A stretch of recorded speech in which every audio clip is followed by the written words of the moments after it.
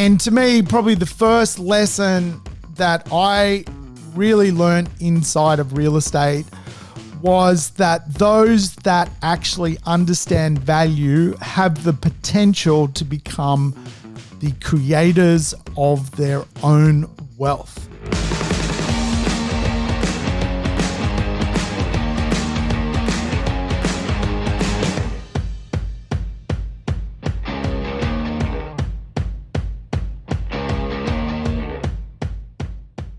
Welcome to the Urban Property Investor. I'm your host, Sam Saggers, here to help you crack the code of real estate. Well, today's show, we're going to dig into the theory of real estate value. Yes, not to be confused with the last episode where we tucked away valuation. Very different. We're going to dig into the idea that there are theories that exist today as to how to make money. And of course, a lot of these theories are from some of the greatest minds to have ever walked the planet. Nobel Peace Prize winners to Plato himself. Theory and value are intertwined, and today I want to give you the theories which have economically changed my world. I think it's an important concept to be a student of philosophy and a student of economics. And as such, I want to share with you some of the great lessons which have occurred during the last 1,000+ years that we can absolutely take and put in our little bucket of knowledge to play this game called real estate investment. So today, the theory of real estate value, I really hope you're going to get a kick out of today's show. It could go forever. This could be the longest show to have ever aired. So I would encourage you to play the program in double speed. Get your life back. And of course, a big welcome back to all my regular listeners. Thank you for choosing me to give you some insights into property investment. Big part of my job is simply sharing information on property investment, and that's my gig. So I hope you're having a good time. Remember, leave a review. It'd be great to get a review every now and then. So I appreciate the reviews. Let's do a little review check. Has someone left me a sneaky review of late, or are we still reviewless? Let's have a little look. Love your work, Sam. We've got a review from David Gerard. Wow. Thank you, David. You get the shout out. 5 stars he's put. Good on you, Dave. Well, let's talk about value, because obviously values are connected to our belief system, and we all have different belief systems. So we all end up quite often buying different types of properties in different types of areas with different types of performance. And of course, beliefs shape our world. Beliefs come from, how we grow up to, the environment we're put in. Beliefs really do shape the way we do our world. But value is also connected to economic theory. Now, I'll just fix something on my shelf, which is annoying me. Value is connected to economic theory. And theories, of course, are mathematical equations. And ultimately, value theory comes from some of the great philosophers and economists that have ever walked this planet. So let's go over some of the formulas, which are mathematical equations. And I always like to say goals and outcomes are just maths. They are. Like, if you want to lose weight, you can't say, I just want to lose weight. You need to actually go, I'm going to lose 2 kilos a week for 10 weeks. It's a mathematical formula, 2 times 10. So the idea that there are theories that either come from economics or philosophy, I think is an important concept to understand as a property investor. And again, When I started to learn the great concepts of economics, I started to become a much, much better property investor. So let's go through a whole ton of concepts. I can't go through them all because there's literally hundreds of them, but I've chosen some which are important to me, and I think they should resonate with you as a property investor as well. I'm going to start with the ancient Greeks. Yes, we're going back to the age of the first Olympians. The ancient Greeks believed that value should relate to quality. And I think it's a very, very good conversation to have. That quality decisions that we make, quality education we get, the knowledge we can bestow in ourselves is probably the most important part to becoming a great property investor. The ancient Greeks brought us philosophy and education, which today is still used. Plato, for example, says there is nothing more divine than education. It is only through education that one truly becomes a man. These are, to me, like some of the great insights of the world. And of course, when it comes to how the Greeks, ancient Greeks, formed their society, it was all around the idea that we will create quality buildings, quality cities, we'll create quality games such as the Olympics.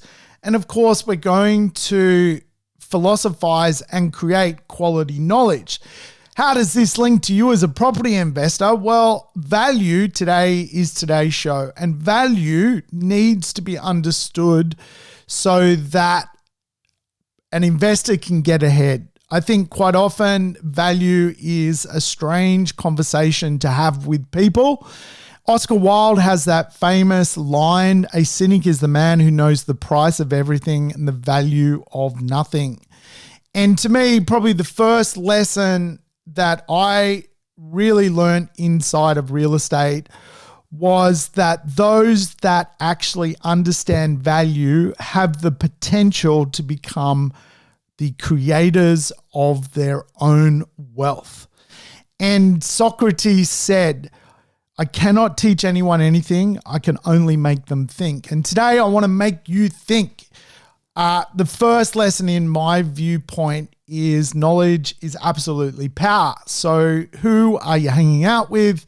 Who are you getting your advice with? Do you have trusted advisors? Do you have a team that is working for you to get you to where you need to go? Because if you're the smartest person in the room, you're obviously in the wrong room. You've got to go and seek people that know more, that can offer a different point of view. And I think that in itself is one of the first lessons of value that we can learn, to value education. The second real sort of lesson over time when it comes to value is really value is overseen by the government. There really is the economic theory of what is known as just price. It has its roots from ancient Greek and the Roman thought. Basically, that ethics and morality is run by the government, just price. And what I see a lot of people struggle with real estate is that a government is always going to meddle, whether it's changing laws, whether it's favoring a proportion of society over another portion of society, whether it's coming up with reckless, stupid things like, making people, have longer leases or, implying higher land tax. Value is also run through the tax and tariff and legislation system.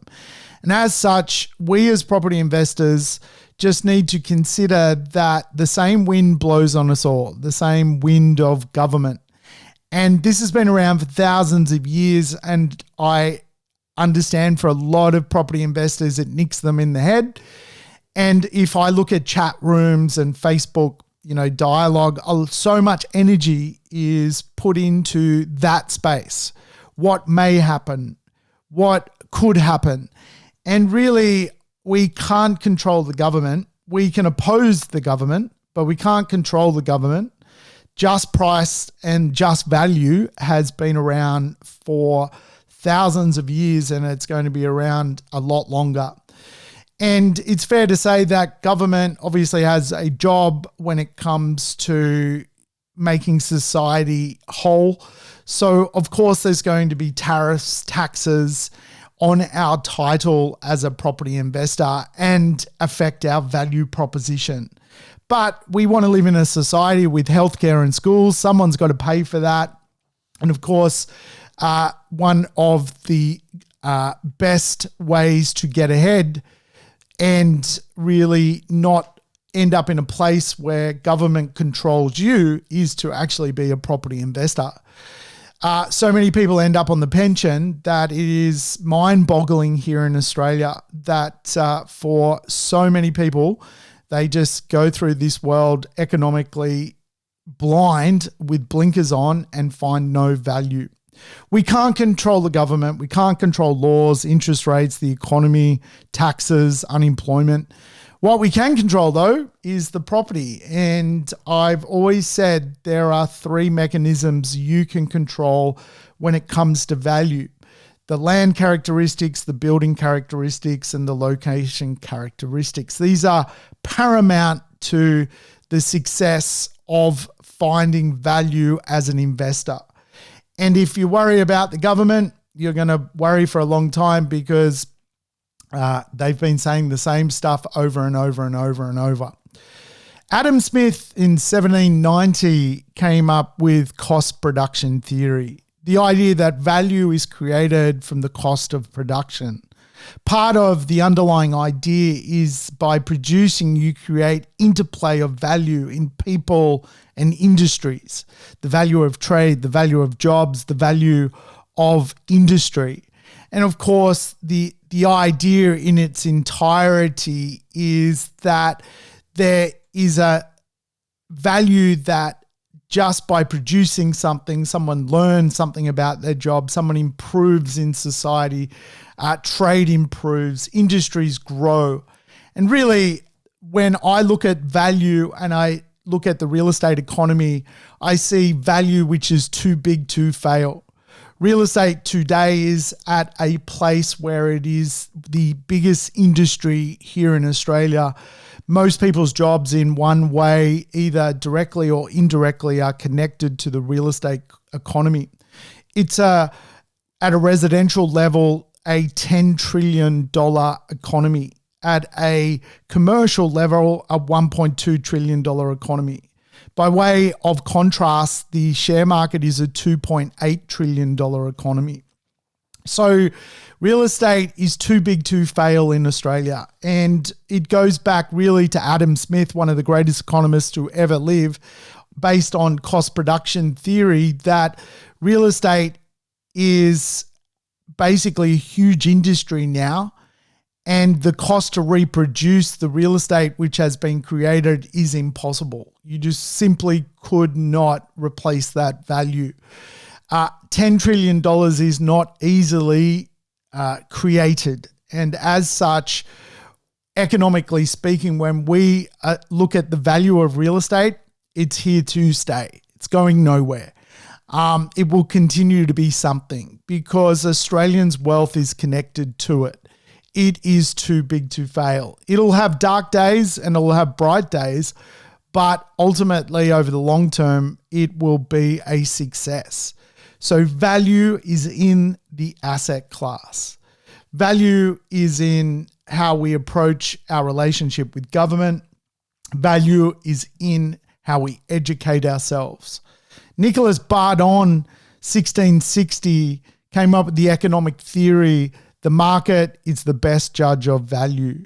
Free trade, the market will always find what it's looking for and pay for what it sees as fair value. And I think it's a great lesson that real estate really is a demand-led first asset class. It is not supply-led.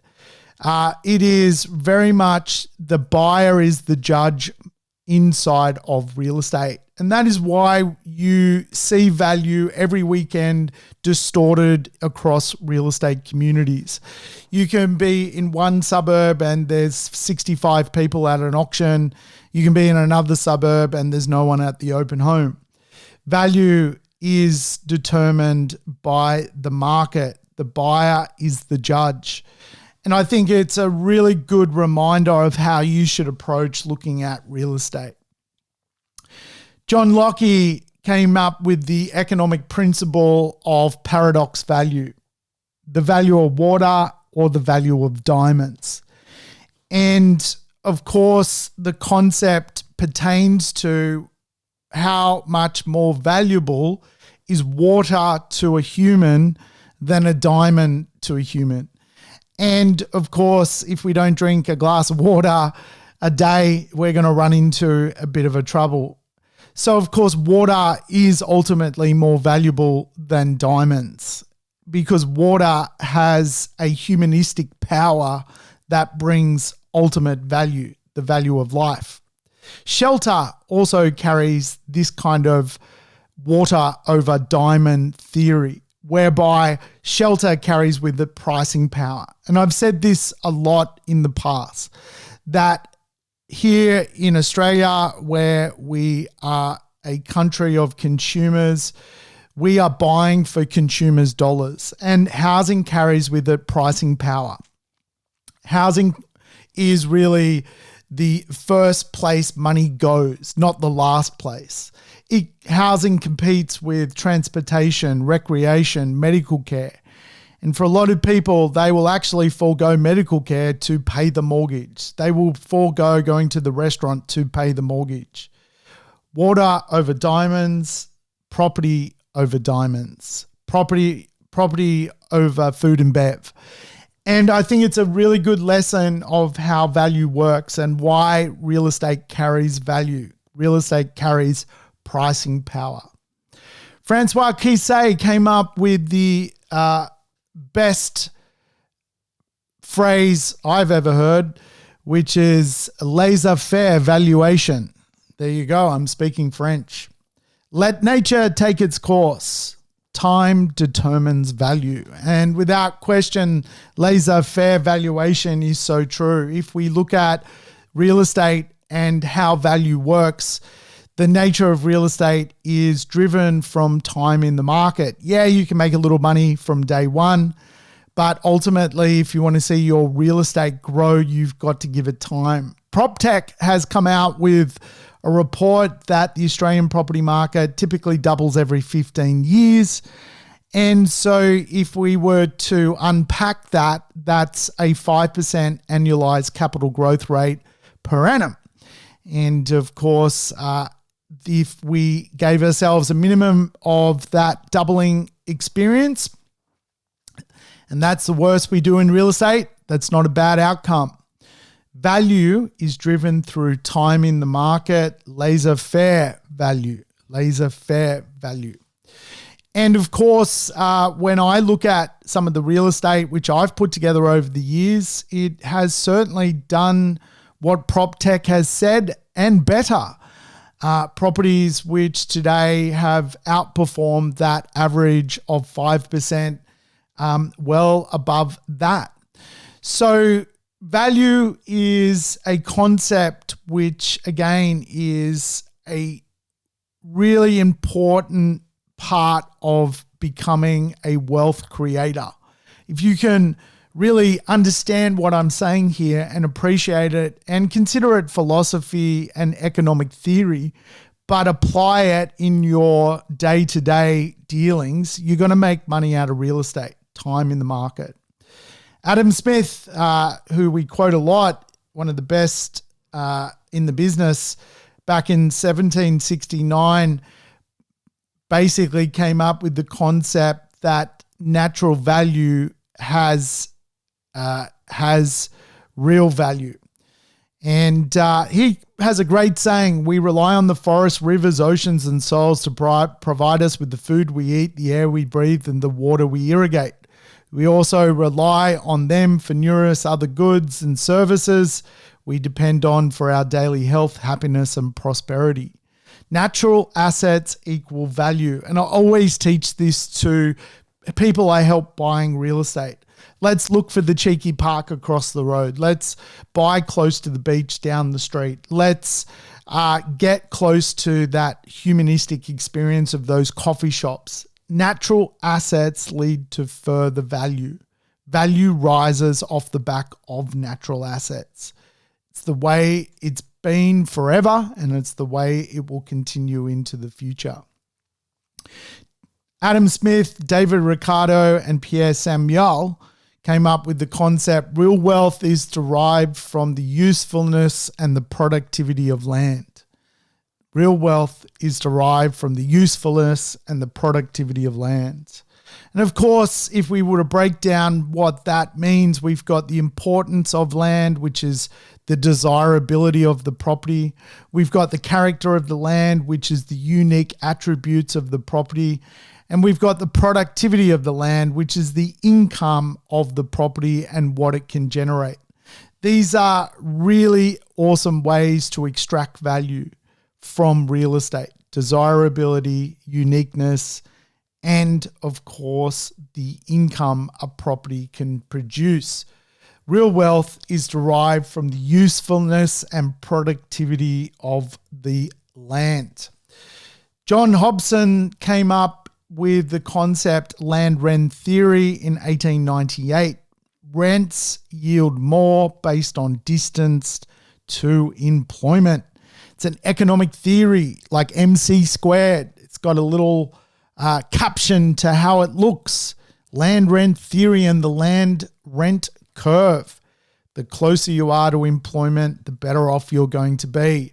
And today, I still think this is one of the most important things you can understand about real estate, that there is obviously a big lesson behind the conversation of where are the jobs, how can I live close to them, how can I invest close to them.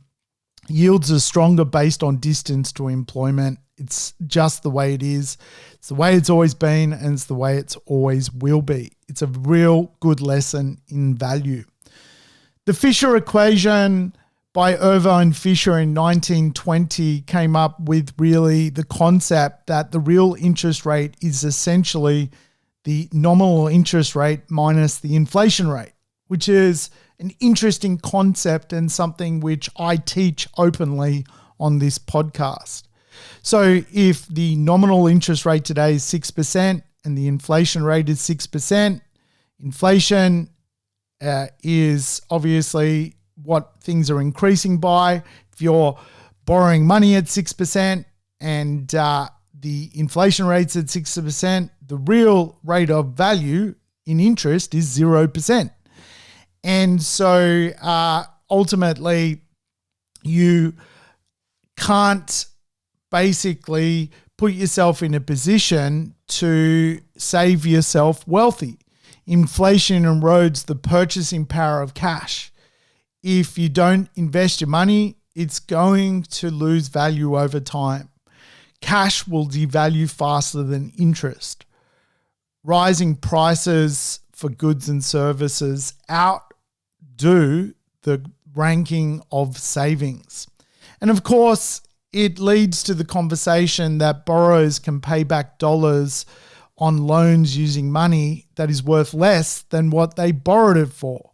If you're borrowing money at 6% and the inflation rate is 6%, ultimately the money is becoming eroded as to what you're borrowing. Inflation eats debt. And so it's an interesting way to look at value. Often we see just a cost, but we don't recognize just how good the value is. And of course, if we look at real estate as a hedge today, we could say that the rental growth in the last 12 months has been over 10%. NAB's forecast capital growth is well over 10% for the next 24 months. And the inflation rate is at about 6%. We're borrowing money at 6%. It's inflating at 6%. And we're growing in real estate terms at both 12 and 10% rental and capital growth. Real estate absolutely is a hedge against inflation. You've seen that unfold over the course of the last 2 years. Margin value, which is a value of economics that goes back all the ways to the mid-1800s, is defined by the benefits that outweigh the cost. And of course, margin value is really tied to real estate. If you want things to be worth more, you need to add more value to the thing.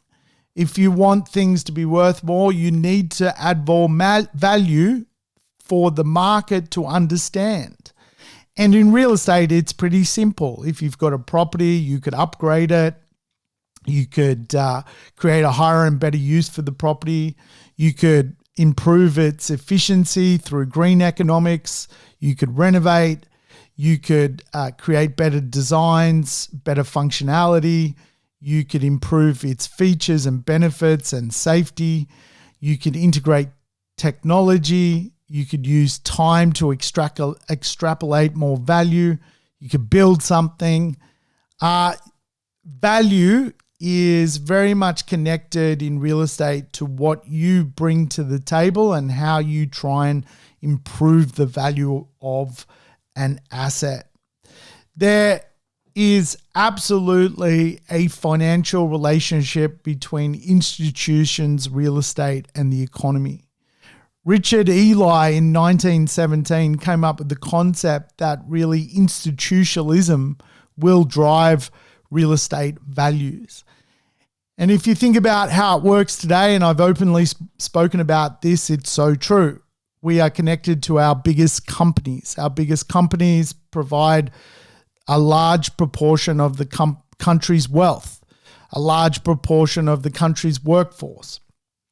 And here in Australia, we really have, huge companies like Wesfarmers and ANZ and Westpac and Commonwealth Bank and NAB. These are all part of the fire economy. Even Wesfarmers, which you would associate with farming, they own part of the fire economy, which is they own large retailers like Bunnings.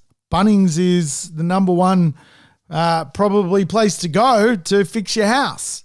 So everyone's connected in Australia to the real estate economy, whether it's the National Australia Bank, Commonwealth Bank, ANZ, Westpac, whether it's Wesfarmers or Macquarie. They are really the big companies here in Australia.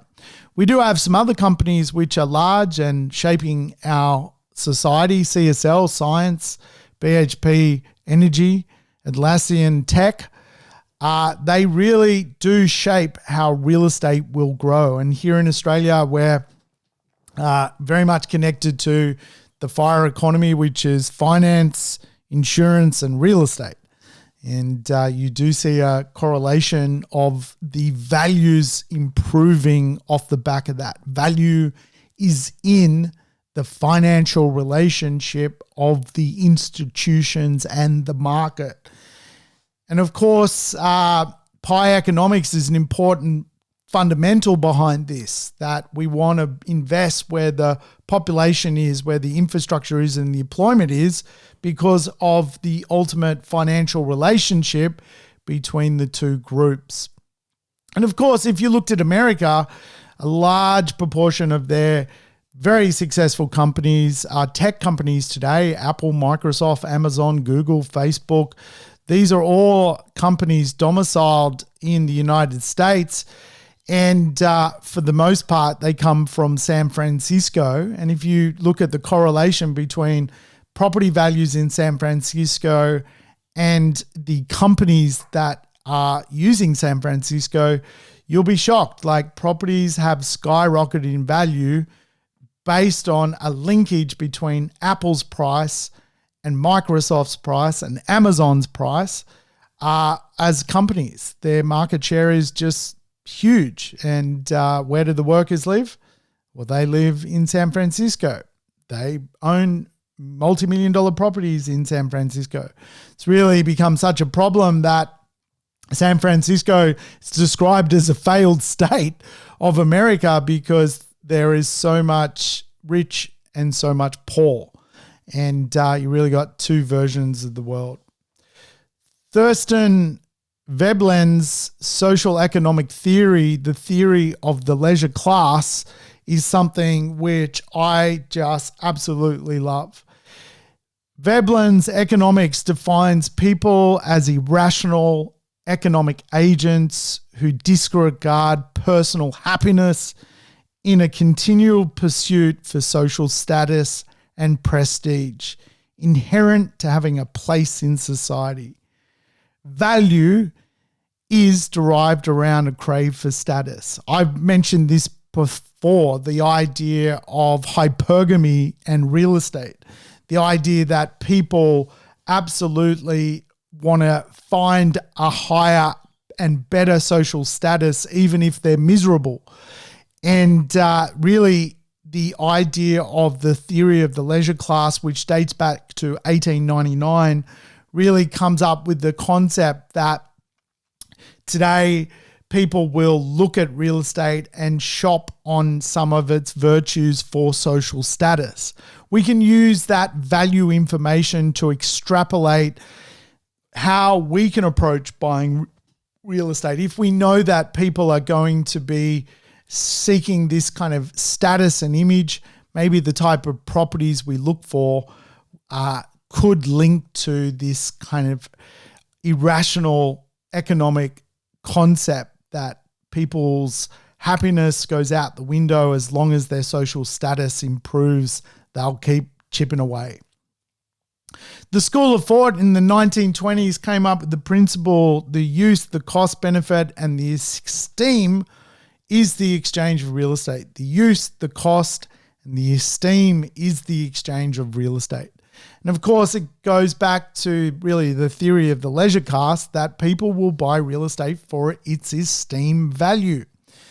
And I think design and real estate and profits from real estate are linked. I find a lot of value if I can find something that's got a lot of esteemed value, it goes up in value at a good rate of capital growth. And I call it the secret language of real estate, that there is ultimately three design logics in real estate which link to the neoclassical school of thought of the use, the cost, and the esteem is the exchange of value, which really pertains to the theory of the leisure class. And as such, really the use, if you like, if we broke it down, relates to the features and functionality of a property. The cost relates to the living experience. By not paying the extra for use, what cost, benefit, value will you miss out on? And the esteem is the initial additional price that a real estate has because of its inherent attractiveness and reflection of social status appeal. It's esteem value. And so when I teach real estate, I teach this little secret language which is called property design logic.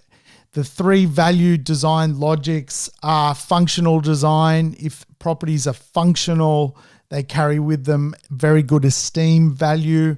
If properties have good behaviors, they carry very good esteem value. Behaviors are things like the property, I don't know, has a nice little swimming pool out the back. People go, well, it's got a behavior, I can go swimming. It could be as simple as it's got a great bathtub. It's got the behavior of bathing. People aspire for this, and this is where value is created. And of course, reflective design is just simply the concept that reflective energy of social status comes from real estate. And if someone goes to a street, a property, a suburb, and they get this kind of, wow, this is going to improve my status in the world, they will buy real estate. And real estate really has the ability to provide this through geometry, which really goes back to the value that was created by even the ancient Greeks, who were one of the pioneers around architecture, geometry, architecture, and spatial relationship and real estate absolutely equals profits.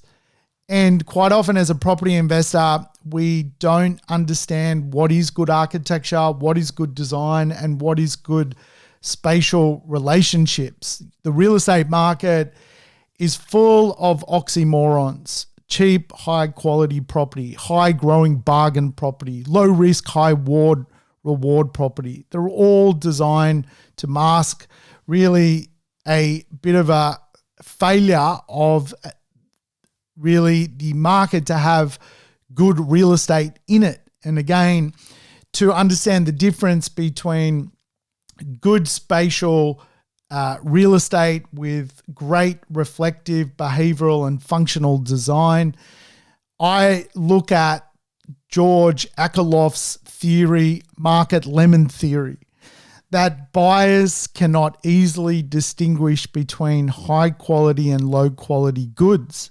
As a result, low quality goods dominate the market, leading to a situation where the market becomes a trade of low quality goods, lemons, market lemon theory. And again, if I look at the real estate economy and I look at the properties that I see out in the street, in my local neighborhood, in other neighborhoods, if I look at 75% of properties that are out in society, I would say they are low quality goods. They are the market lemons, because buyers cannot easily distinguish between high quality and low quality.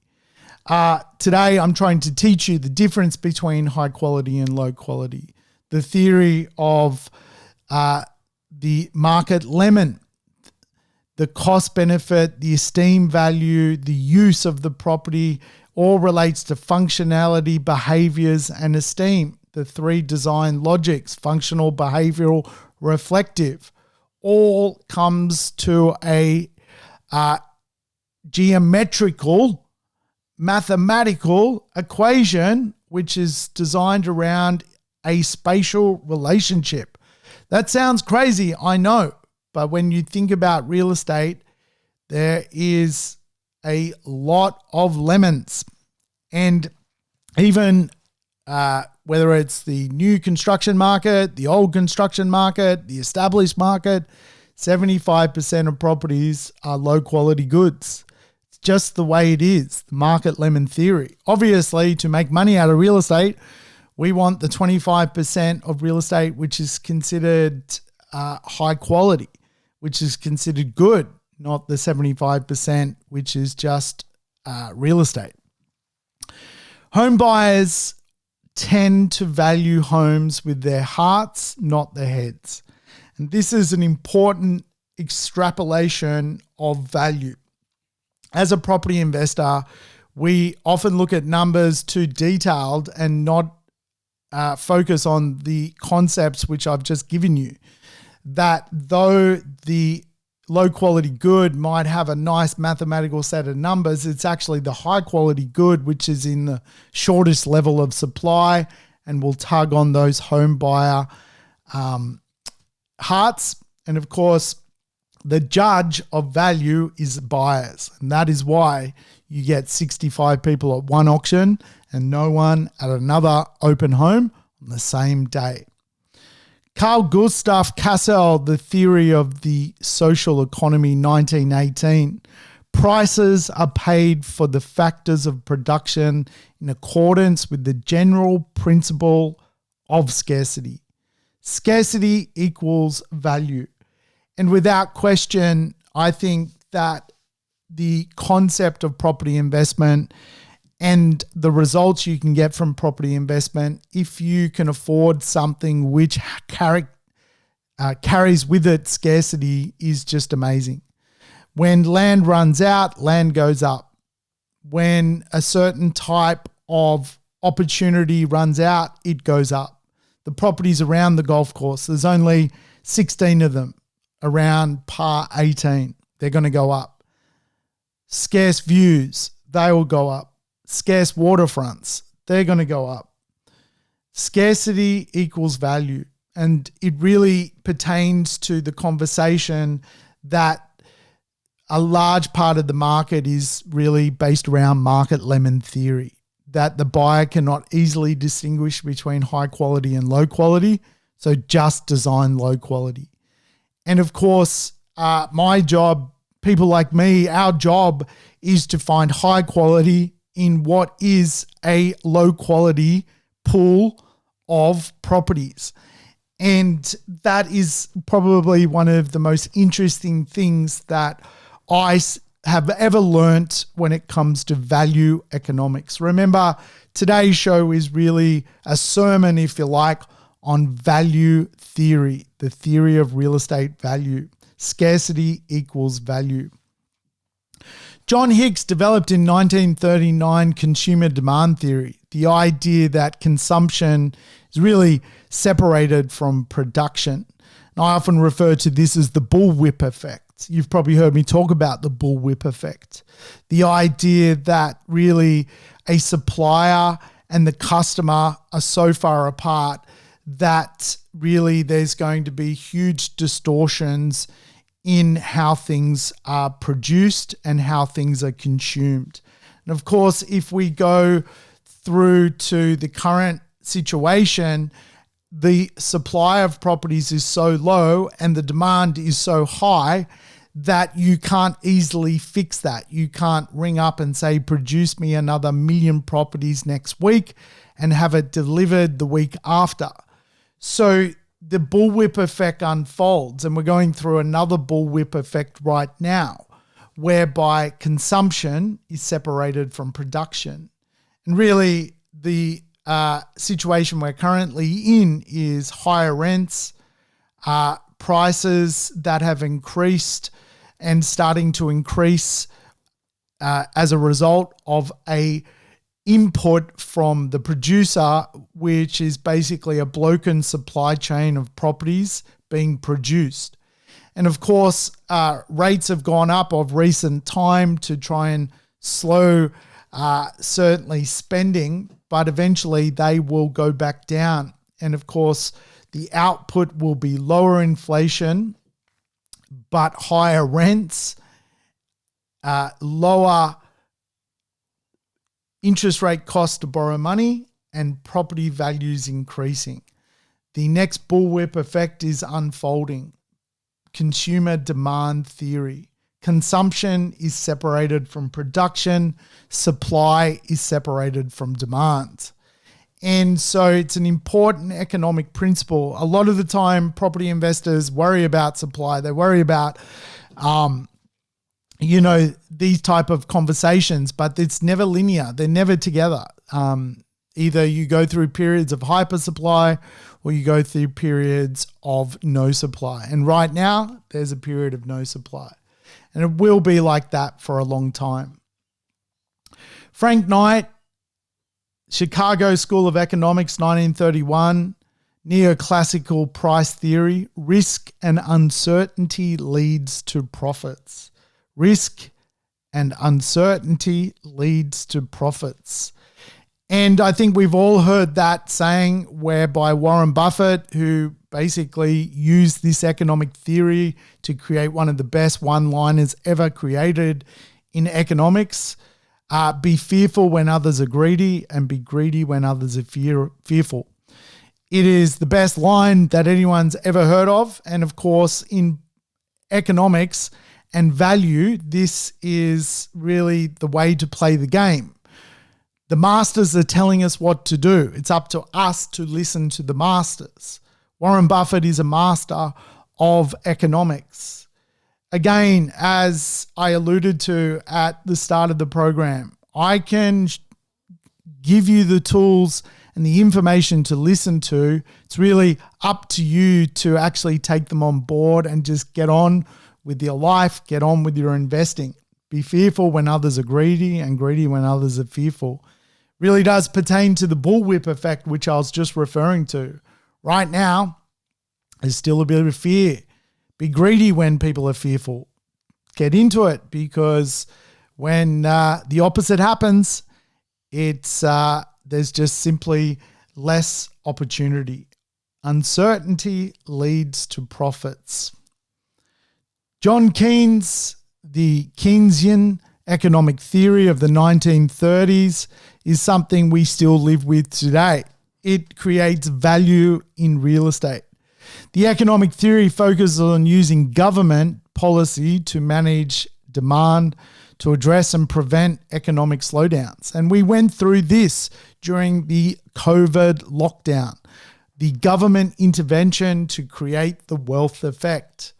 What is important to understand in real estate, it is very connected to government. And again, going back to the concept that really it is a too big to fail economy. Obviously, we've seen this. You've lived through this now. An economic theory you have lived through. The government will intervene to save the economy and to manage aggregate demand. Of course, off the back of that, we had a wealth effect basically in 2021. Who would have thought that you could have a worldwide pandemic and asset values could double? Well, if government shovels money into the economy, you create prosperity. The wealth effect comes from government spending.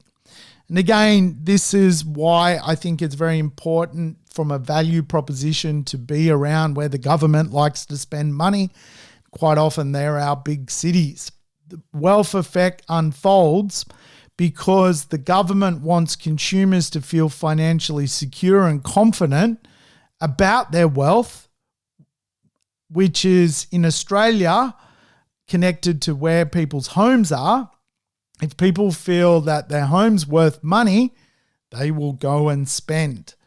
And of course, I think this is one of the greatest lessons of value of Australian real estate. The government wants your value of your house to increase so you feel wealthy and spend.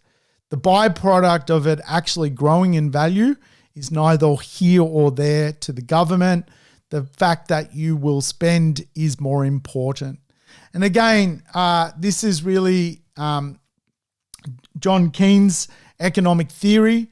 And really, we've just lived through this economic theory. And again, I think it is something that should make you help you sleep at night. Like what I'm trying to share with you today are valuable lessons of economics and how to extrapolate value out of some of the great philosophers and economists of all time. Intrinsic value is an important value, and I've mentioned this in some past podcasts, so I won't harp on about it, but it is the value that a thing has in itself. And in real estate, we look for lifetime cash flow, the lifetime appeal for the property, the future appeal for the property, the future use of the real estate. And we sub out obsolescence costs, functional obsolescence, economic obsolescence, and physical obsolescence.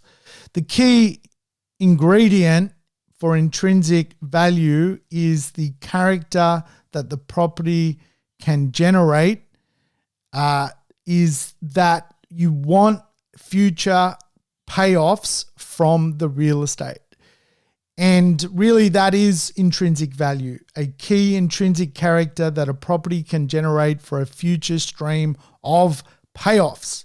So if you've got the right property, it's going to pay you down the track. If you feel like your property is going backwards because you're being eaten by costs, it may not have any intrinsic value. Value is in itself. I know that sounds crazy. In fact, I think maybe the whole show sounds a bit out there, but these are such important lessons and just brilliant philosophy in my view. Homer Hoyt, 1939, and later Fred Harrison came up with the concept that the real estate value has a cycle. And the cycle has really four patterns: recovery, expansion, oversupply, and recession. And of course, really, when it comes to right now, there's a lot of expansion happening. Rents are expanding at a rapid rate of knots. We're now even seeing the recovery of prices around our cities. We're not seeing hypersupply at all. We're seeing the polar opposite. And maybe we will dodge an economic recession. So the cycle in itself has patterns and value inside of those patterns.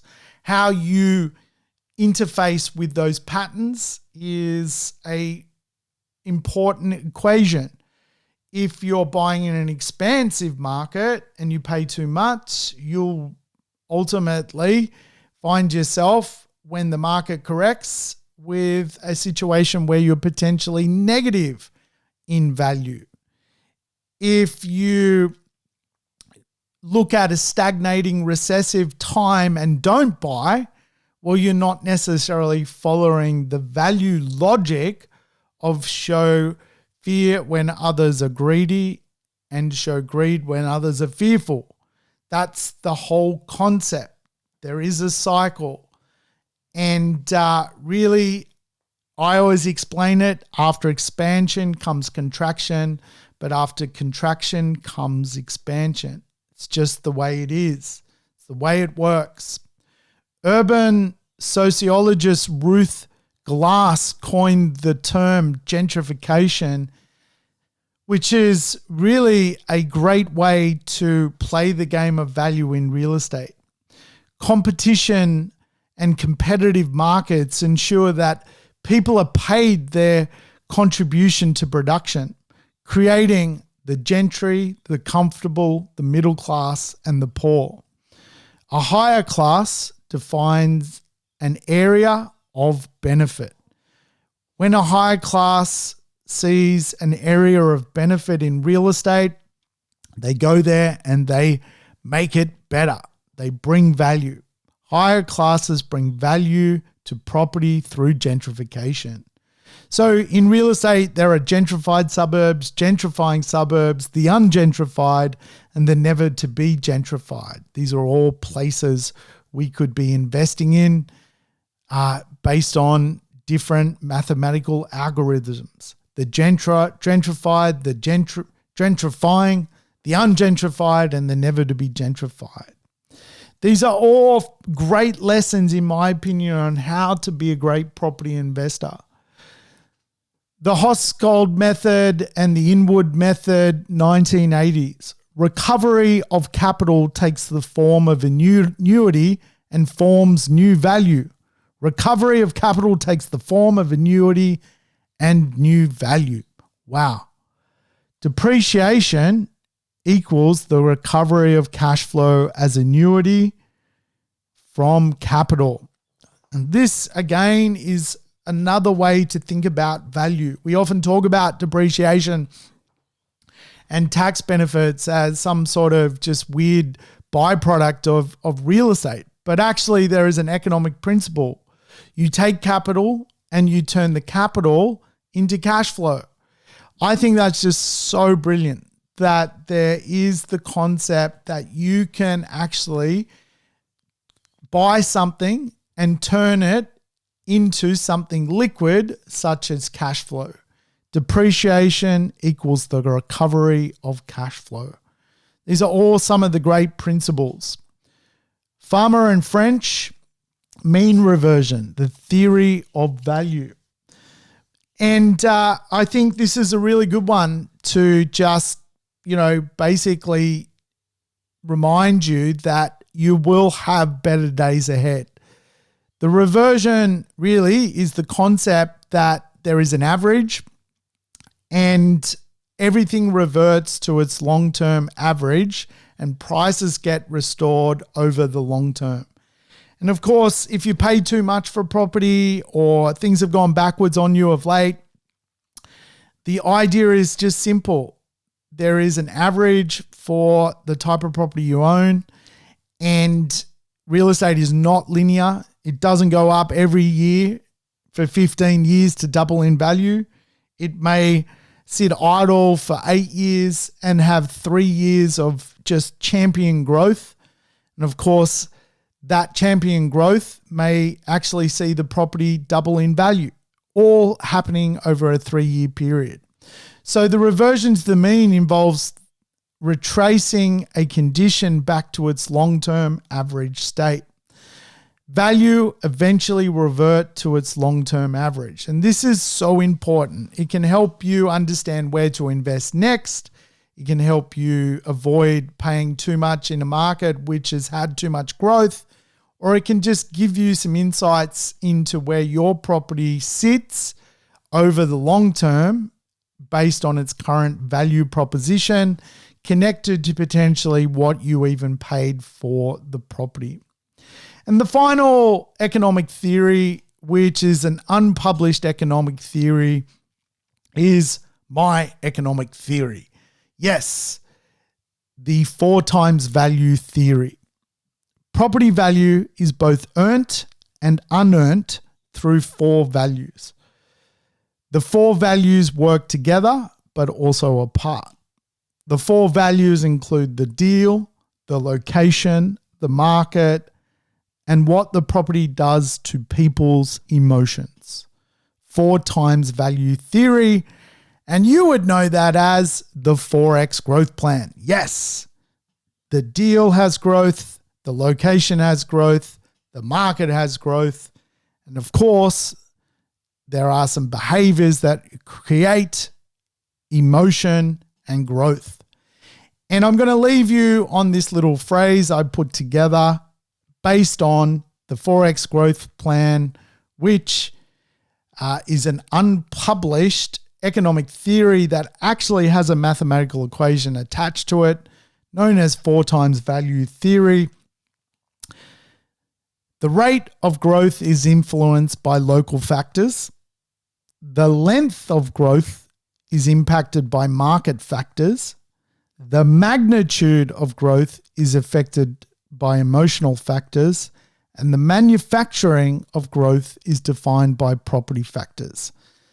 That's my economic theory, the Forex growth plan. I've done podcasts on it, so I won't rabbit on to what that actually is, but it is an economic theory that ultimately suggests that if you are going to buy property, you want to make some money doing a deal, but you want to choose a really good location, a really safe market, and some drivers of emotion so that people pay more value for the property down the track. And on that note, we've reached the end of the podcast. It's been a bit of a weird one, but I hope a worthwhile one. It's been a very philosophical one, I would say. The idea of real estate value. Hey, I hope that helped you understand. It came off the back of the episode I just recently published around summation valuation, capitalization valuation, and opinion valuation or direct comparison.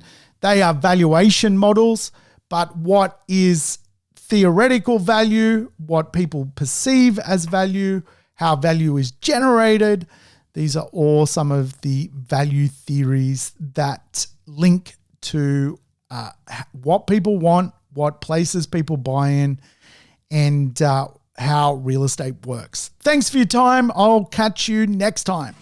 Thanks for tuning in to the Urban Property Investor. To never miss an episode, make sure you subscribe to the podcast on your favorite app or on YouTube. I would love it if you could give the show a rating and share it with your friends and family. In between episodes, you can always keep in touch with me by connecting on social media over Facebook, Instagram, or LinkedIn.